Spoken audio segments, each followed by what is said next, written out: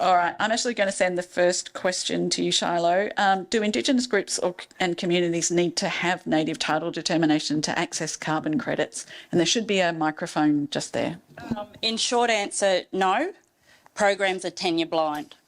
So we deal with whoever owns the land. So if, for instance, there's been a native title determination, I don't even know if this is Yeah, it's working. so it's tenure blind. So whoever owns the country is who we talk to. So once there's a native title determination and it goes into a PBC, then we deal with the PBC.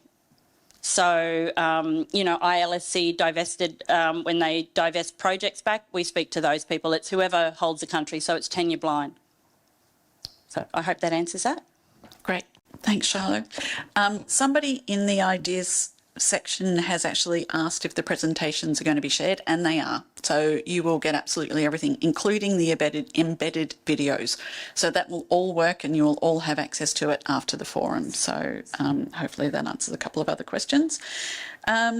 Anonymous has asked, why don't we link any of the work to UN SDGs, Sustainable Development Goals? Number 4 includes Indigenous people's knowledge for sustainable development. Why aren't SDGs, it's just moved on me, mentioned in Australia? I think there's probably a few people that would be key to answering that.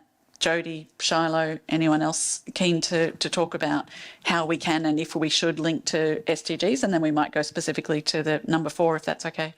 I'm happy to, at a high level, you can talk about some of the specifics if it's relevant. But I think yes is the answer. We should and do. So you will see a number of organisations have links to SDGs and have those reported on. They might make reference to them in their impact reports at the end of each year. So you will actually find that a number of corporate organisations, businesses and not-for-profit organisations do give consideration to their SDGs. And I think a number of conversations I've had more recently are talking about an increasing use of SDGs and the ESG frameworks by businesses.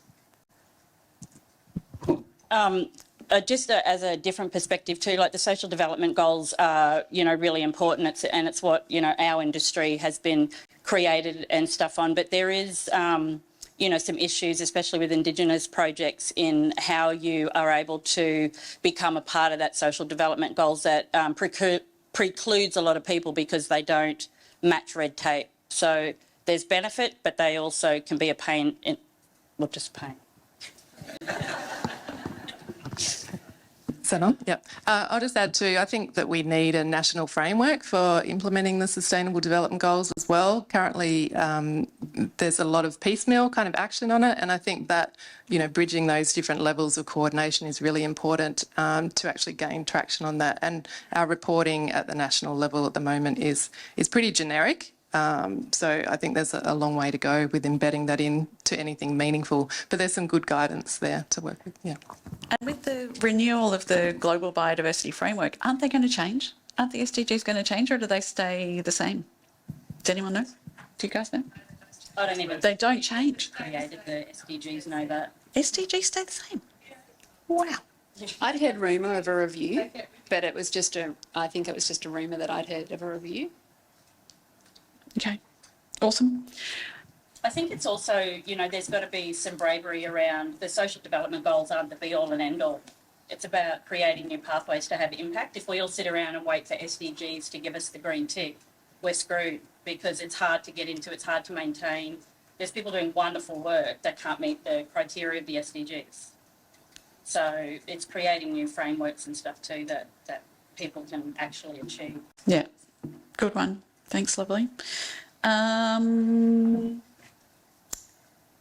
What lessons can we learn from the last 2 days to consider suburban environments? As more people move to suburbia, we need examples for dense environments. Anyone want to tackle that one? Oh, yeah. Sure. I think it's really important. I think that a lot of people forget that we are animals. We have a evolutionary connection to nature.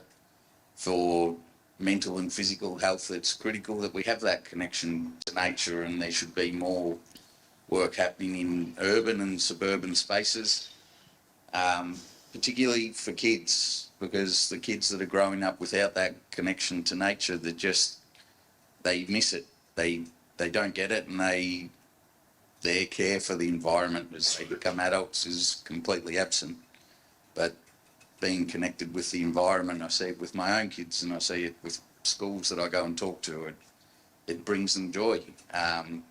So yeah, I think it's a really important space for the community to have a better understanding and a better connection to nature, so that outside of urban and suburban areas that there is support for the work that so many people in this room are trying to achieve. Yeah, I'd agree with all that. And I mean, I think it's essential given how urbanised we are. I mean, I made reference to that when I talked about some of the work we're doing. Some of you may have heard of Richard Louv, who's coined the term nature deficit disorder. And there are a whole lot of mental and physical health outcomes that are impacting our children because they're not engaging with nature. So we see it as a real priority that particularly urban-based kids are not only exposed to nature, but also what nature's about. Why is it important? It's not enough to just engage with it in a sort of recreational sense. But it's to actually, get connected with it. There's a program in WA where a school takes kids out, adolescents, to do a vision quest where they spend overnight in the bush and they write a letter to themselves. And that when they come back to school, if they start acting out, they just need to read that letter back to the teacher or the principal, and they've realised themselves they've let themselves down, and they use nature as a vehicle for transforming young people. And I think, when we're just touching the surface, so I think there's a huge amount of potential.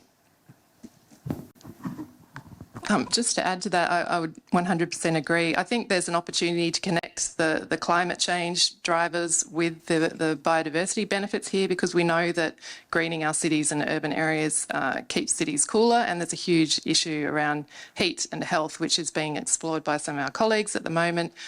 Usually that affects vulnerable people the most, the elderly and people in public housing, those sorts of things as well. So if we can kind of cross-leverage those connections between the drivers, I think that's a good opportunity to really get cities and urban planners to think more about that. Great, thanks everyone.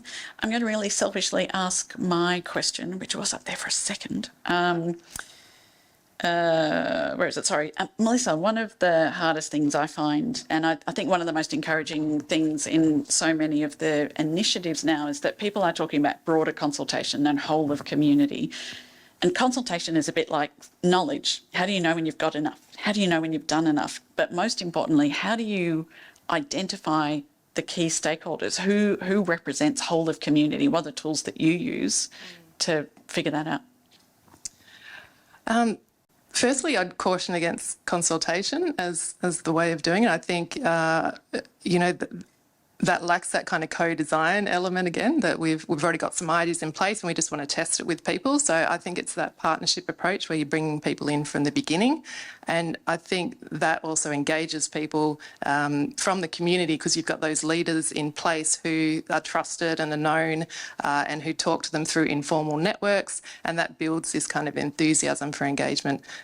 So in terms of how you know when you've got enough, I guess there's a lot of practical limitations in terms of the finances available and the time limits, those sorts of things as well. So I think it's about the quality of that engagement process and really making sure the design is there to ensure deliberative processes and a diversity of perspectives and views. So there's multiple ways to do that, which I'm happy to talk to anyone about. But I think those dialogue opportunities, the yarning circles, and just having those informal. I was talking to one of our California colleagues at lunch, talking about just having those informal, beer and wine nights and having a chat with like-minded people. So creating those community interest spaces as well, which I think is a great way to get projects up. Yeah.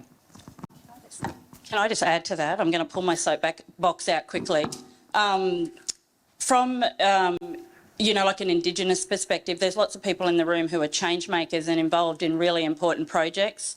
When going into communities, please include us in the conversation. Don't make us a topic of the conversation, and don't talk to us after you've already decided on a set of policies, and because we can smell that from a mile away. Include us in the conversation. Just from, you know, the number one way you can, you know, consult with Aboriginal communities is show respect to our old people. If you know, go into communities, the best thing you can do is go and sit down, find out who the elders are, go and sit down with them and have a yarn to them, find out who they think are their next generations, and go into it with the spirit of you're there to learn, you're not there to make that community better, because they're better with or without you. You know, there's this idea that people on community need to be saved, and it's getting tiresome that that is still the attitude. So if you want to consult, do it in a real way, because we've seen lots of examples of being the topic and not included in it. So that would be just, you know, there's lots of people doing amazing work, but yeah, when policies are embedded and all that sort of stuff, and then it comes back to a community thing of, you know, tell us how you feel about it. We feel like telling you to stick your consultation process, because we weren't a part of the conversation to start with. So we don't want any part of it now, because you're not really looking for a real input. Otherwise, we would have been at the table to start with. So that's my soapbox. That's great. Anybody else on that one?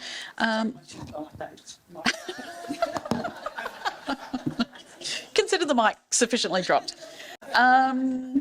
Justine, I'm going to go to you and blend two questions that we have in here, one from Jamel and one from Gary. How much does the reproductive technologies cost, and what do we have to do to catch up to the plant biobanking? Yes. I guess I could use the coral work as an example in terms of the cost. Over the last 11 years, about $3.8 million has been spent on that program, and that includes staff time, it includes infrastructure. Funds have come in through various grants to support that, and a lot of that initial work was done with our UNS partners, who also brought in some of that funding. So that is a significant amount of money. The fundability for ongoing work is obviously really important, and that will help us catch up to the plant world, sort of the second part of that question. And one initiative that has just started is the Zoo and Aquarium Wildlife Biobanking Working Group. I don't know what that acronym is. I'm a bit scared to try and work it out, but that's a group that brings together a lot of different groups nationally. It includes traditional owners, it includes government agency representatives, universities, researchers, and it's to come together to decide, like, where do we need to put our efforts, which funding agencies should we apply to as a group. For so long, the efforts have been siloed, and we're all competing for the same funding, and that approach never works, as we've all heard today. So hopefully that answers that. Great, thanks. I'm just going to throw a couple of quick ones. Carl, some were nervous to ask the price of your nest box systems and assume they were not affordable. Give us a quick price guide. I'm happy to hear that they look expensive. If you had a look at what we had out the front there, one of the boxes with 2 bodies, let's say configured for a squirrel glider, $200.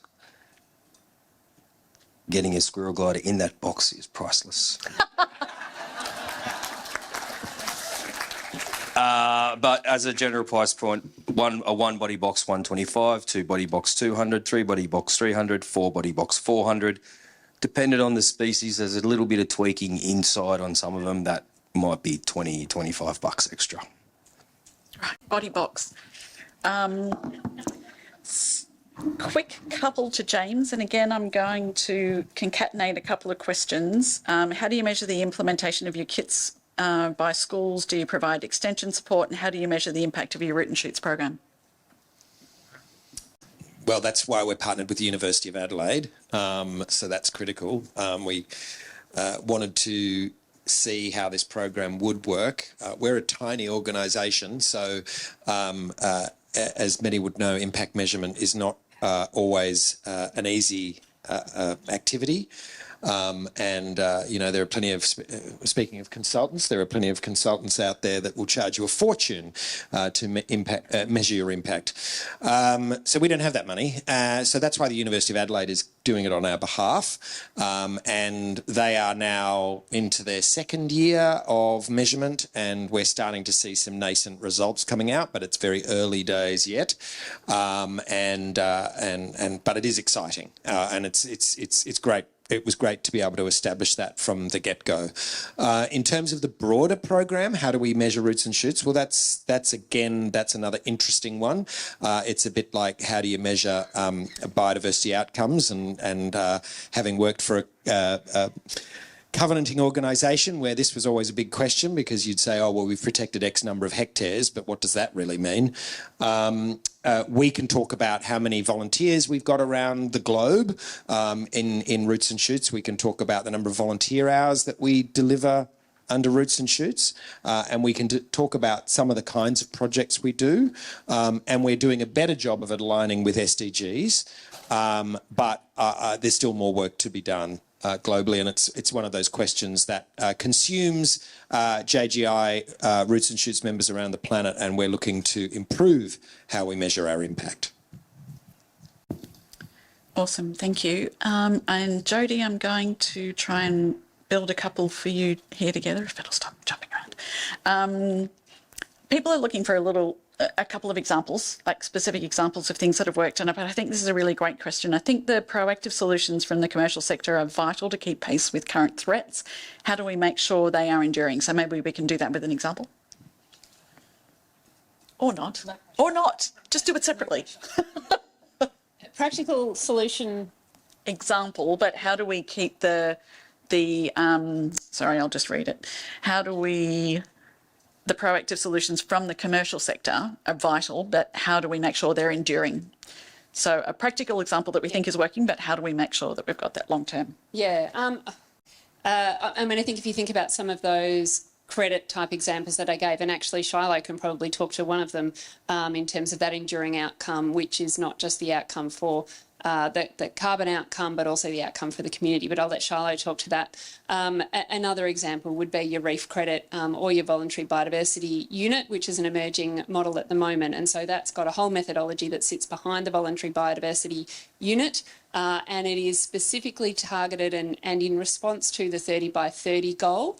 And so it actually, part of the methodology of that is to apply a long-term conservation covenant on top, which is an in perpetuity agreement. So that ensures that enduring outcome. So it depends on the methodology that sits behind it and the term. So if we're talking about a carbon project, you're generally talking about 25 years under a carbon project. The emerging biodiversity projects are trying to find a balance between permanence and term agreements. But the voluntary biodiversity unit would be an example of one of those emerging projects that has permanence as part of its methodology. But Shiloh, you might want to talk to the... A simple example of it for a carbon project in, say, Kowanyama, a lot of the benefits that you can see aren't measured in like a Western framework. So, for instance, Kowanyama community up in Cape York, last year did one of the largest carbon trades with the Commonwealth Bank, and through their carbon project, they've been able to employ more rangers, specifically in Cape York, to get work. A lot of the young people have to go and work at one of the mines or work outside of their community, and they never last because they get sick for their people, they get sick for their country, so they'll work for a month and then they go home. And there's the disillusion and disempowerment that then leads to, over drinking and all this sort of stuff. We have... one of the photos is, I used to call him my poster child. So Stafford Yam, who is an amazing young man, he was about 19, and he was one of the rangers who gained full-time employment from their carbon project. And through him being able to become a ranger, he then role models for his cousin brothers, for the young people behind him.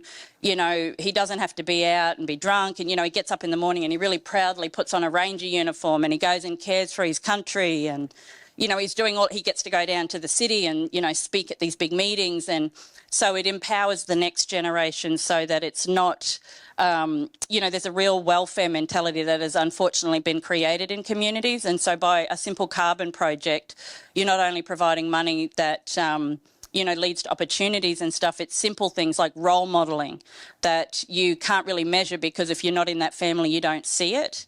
So that's where speaking to people about real evaluation. For Stafford's family, it just looks like he got a job.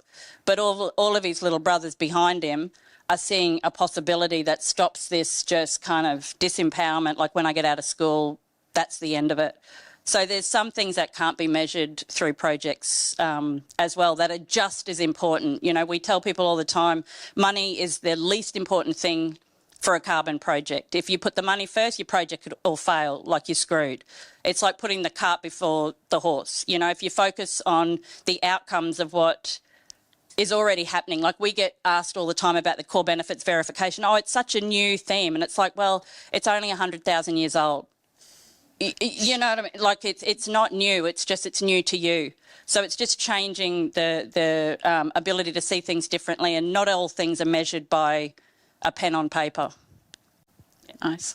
Not all things that are measurable are important, and not everything that's important is measurable. Yeah, and it's also why we push back on monitoring and evaluation, because it doesn't always suit, well, it never suits our communities because it was never created to be user-friendly for our community.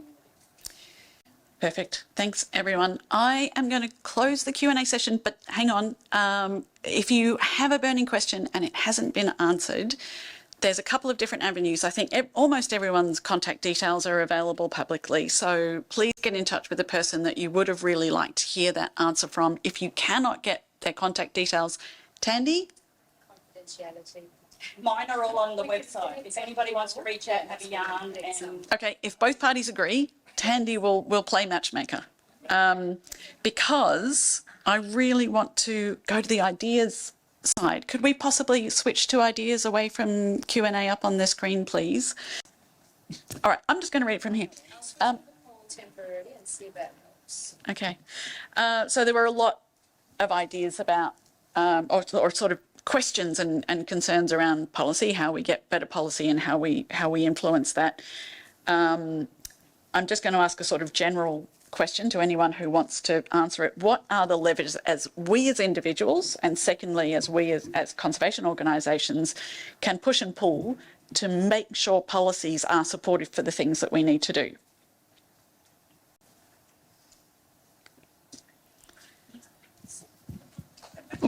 Engage in a real way. Yeah. How? By being real about the consultation and being real about actually wanting to hear people's input, not just taking the input that makes it easy to put a report in and get a policy passed. If there's going to be real change, there needs to be all voices added, you know, whether it's from the Indigenous sector or, you know, the environmental or, you know, whoever we are, all voices need to be just as important as other voices. So I think if you want to consult, then be prepared to be uncomfortable, because that's what real consultation looks like. So that's really good advice for the policy makers. How do we as individuals who want to shape that policy, how do we get there? How do we do that? Sorry, just from an Aboriginal Carbon Foundation standpoint, we saw a space and we saw something we weren't happy with, so we created the product to, you know, to move the needle as far as like the Catalyst trading platform. It's the first Indigenous trading platform that's out there. Why? When we've been around for thousands of years, why? So if there's a space, create it. Sometimes it's just about stepping out of your comfort zone, finding like-minded people, you know, not being afraid to be told no. You know, there's so many people, and, you know, social media and the internet makes it very easy to connect with people, which can be a good thing and bad thing, because we all know there's ignorant groups out there as well. But it's just about reaching out and sometimes getting out of our own way. You know, as you know, humans, we have an ego and we like to think we know it all, but it's about realising that somebody else in the room may know better and may be able to do better. So it's adding all of those and just being brave enough. You know, I get called an agitator all the time, and I'm like, you're saying that like it's a bad thing. Like, it's not a bad thing if you are creating conversations that need to happen. That's what I tell myself anyway. But, you know, just have those conversations and find like-minded people and get the needle moving until you feel like it's moving. Don't be disillusioned, because normally when you are onto something, that's when you'll get the most resistance. So keep going. Awesome. Thanks, Charlotte.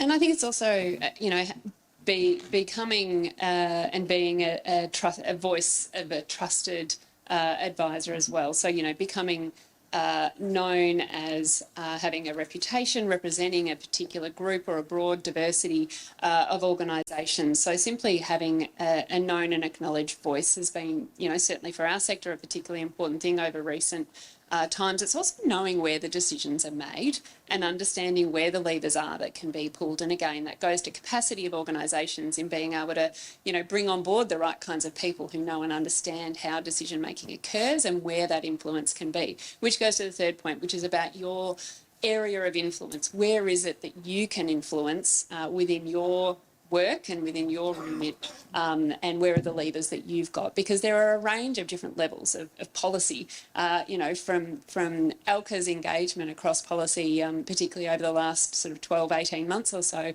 It's understanding the important levers that are federal, but then also recognising that there are really critical state and local level policy levers that are just as critical as the federal ones, particularly when we come to talking about driving changes in the protection, the management and the restoration of country. I had a conversation with a member of the Victorian Education Department, and he said, "Oh, we don't actually talk to schools." And I thought that was telling, because it said something about when you're trying to advocate around policy, there's sometimes a huge disconnect between what you're trying to do and what's happening in terms of government levers. From JGI's perspective at the moment, we feel that the sort of tide is with us, and so I think there's sort of something, you know, we've got a crisis in education, we've got a skills shortage in teachers, and we've got the Federal Education Minister, Jason Clare, coming out and saying, we want to find organisations who can supply us with ready-made term-long lesson plans to support our teachers. Well, we've got that, Jason. We can supply that to you, and I've written to your office. But again, it just seems like sometimes there's the disconnect between what you're actually doing on the ground, and I'm sure you feel that in Indigenous communities as much as others as well, and what government decision makers are doing, and what is that disconnect?